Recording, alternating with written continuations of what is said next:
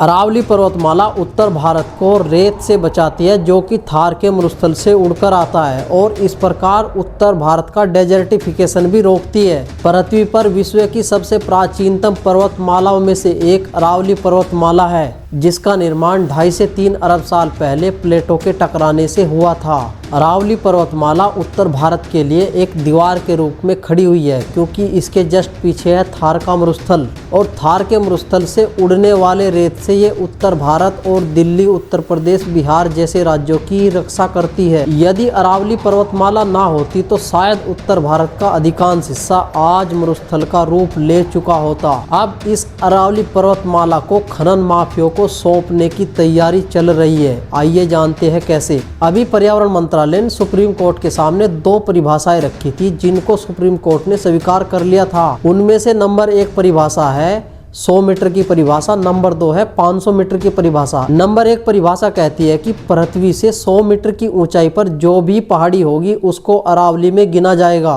Number 2 परिभाषा कहती है कि यदि 2 पहाड़ियों के बीच की दूरी 500 मीटर या उससे कम है तो ही उन पहाड़ियों को अरावली पहाड़ी में माना जाएगा। और ये दोनों ही परिभाषा अरावली पहाड़ी के लगभग 90% भाग पर लागू ही नहीं होती, यानी कि लगभग 90% हिस्सा अरावली का खनन माफियों को सौंप दिया जाएगा, और ये उत्तर भारत के लिए एक खतरे की घंटी बजती दिखाई देती है। इस विवाद के बाद लगभग पूरे उत्तर भारत में, इवन राजस्थान में जगह जगह प्रोटेस्ट होने शुरू हो गए, और जगह जगह से सुप्रीम कोर्ट के इस फैसले पर प्रतिक्रिया आनी शुरू हुई। हालांकि सुप्रीम कोर्ट ने दोबारा जांच समिति गठित कर दूसरी परिभाषा निर्धारित करने के लिए कहा है, और सरकार ने भी अभी इसको मानने से इनकार कर दिया है। अब आप बताइए कि क्या सरकार और सुप्रीम कोर्ट का ये फैसला सही था, और यदि ये परिभाषाएं लागू होती है तो आगे आपका विचार इस मामले पर क्या रहेगा।